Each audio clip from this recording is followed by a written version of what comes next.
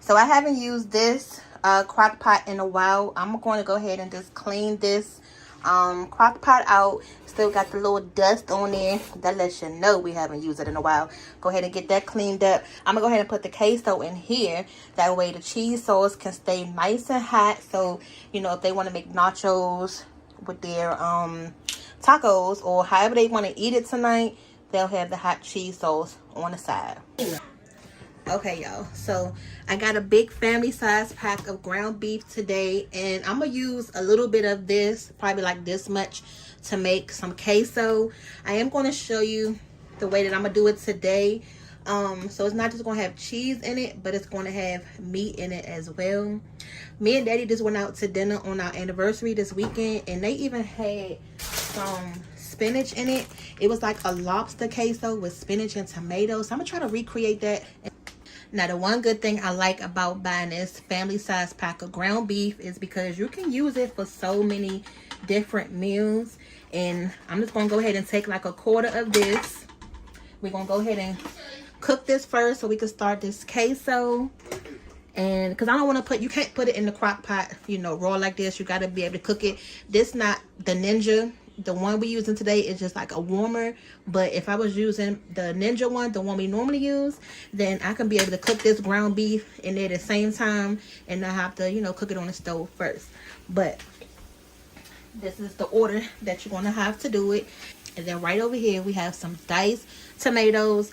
When I'm making my tacos, I used to use like the fresh tomatoes. But then, you know, I just realized that these diced ones are even better. So I just like to use these. It takes the time away from cutting up the fresh tomato. And they pretty much are the size you want it, which is diced. So this is what we go to. Okay, so you see all the grease that the ground beef is making. We use 80-20, you know, pretty much for our ground beef. So this is done. It's brown enough. I'm gonna go ahead and drain this off, and then we're gonna put this in the crock pot. And you want to make sure you drain your beef because you're not gonna want your dip to be greasy, because it's kind of like you're making a cheese sauce, you know, just like when you make macaroni and cheese. You want your sauce to be nice and thick and creamy. This the same way.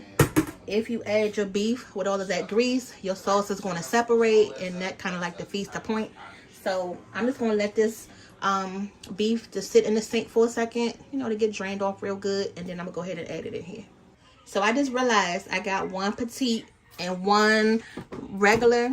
I guess the main difference is that these will be smaller dice. So I'm gonna save these for the actual tacos that go on top, and then I'll put these in the queso.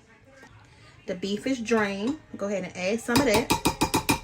Now these tomatoes have this juice in there, so I'm gonna go ahead and drain this out, because you don't want all of that liquid in there.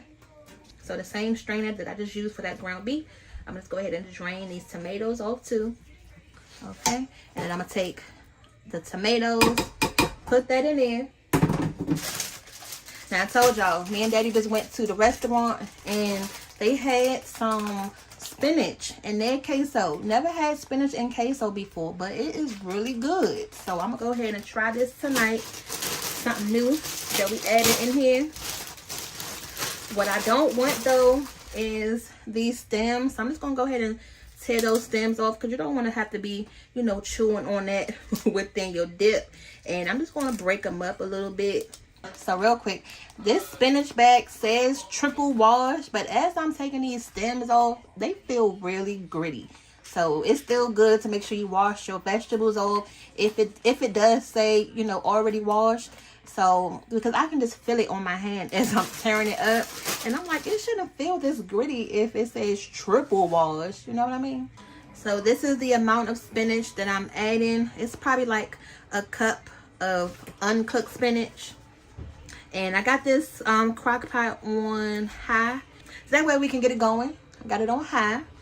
And some of the seasonings that I'm going to use whenever I'm making like a dip, like hamburger based dip, I like to use this hamburger seasoning. It's so good because I want to try to give it a different flavor than the tacos that we're eating. So I'm just going to sprinkle some of that, and I don't want to make it, you know, too much, because that cheese alone has salt in it as well. Y'all know how them cheese sauces in a can can be. So you don't want to overdo it. And then I'm going to add some onion powder. You know, enough of that because you want to make sure it tastes good. Porter, what are you doing? Okay, I'm going to add some garlic. Now this is the wood fire garlic that we got from Costco's. Going to add some of that. Okay, now here's the star of this show today for this queso is this gourmet nacho cheese. I'm going to use this whole can. This is how it looks right there. Just going to put it right up in there. And y'all see how thick it is. So I'm going to add some milk to this so that way we can thin it out some. Okay, get the little silicone spoon because we got to get all of that out. And this is something you can do, you know, ahead of time. Just go ahead and prep everything in here and just keep it on low. You can have your, you know, your ground beef cooked the night before or in that morning. Put it to the side. The last thing that we're going to add is some of these chili peppers. This is some diced green chilies and it's mild flavored. I bought this for our last taco night but never even used them, so I'm glad that I didn't because we get to use them tonight in this queso. So that worked out good. Now I'm not going to drain the chilies. I'm just going to add the whole can in there because it's not that much liquid, so it's fine. And it smells good already, y'all. So from here, you just want to mix it up, you know, get everything combined. And then once we get everything combined, then I'm going to add the milk because you see how thick it is. And I got some more cheese in the refrigerator, some mozzarella. So if I need to add, you know, some of that to make it a little bit more cheesy, I can. And then, you know, as it gets to continue to warm up, that spinach is going to melt down.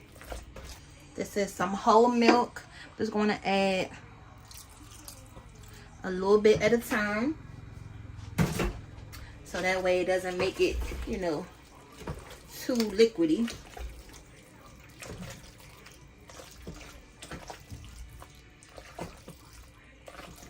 So I wish I had another one of those cheeses in the refrigerator, but I'm just using what we have right now up. So I'm going to put the top on this. Just let it come together for a little bit.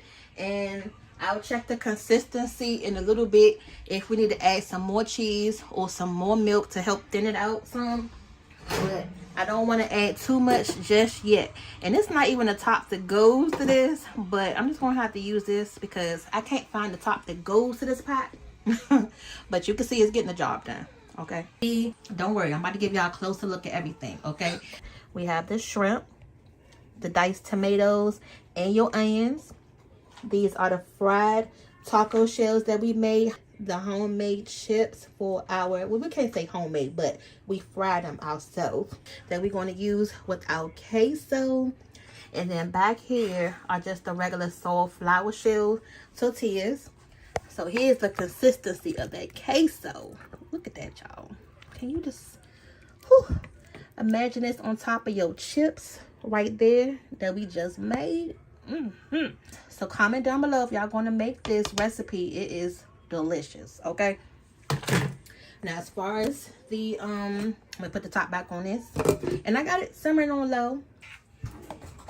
Get me some of this meaty queso with the spinach. I'm going to do it for you. Yeah, I'm doing it for you. Taste it for them so they can see how that tastes too. Okay. Oh, however you want to do it. I didn't even know that's what these was for. Yeah, that's why I made them. Every day. You can't Trying to get a little bit of everything on it for them. Okay, y'all. So Daddy about to taste the queso on the chip.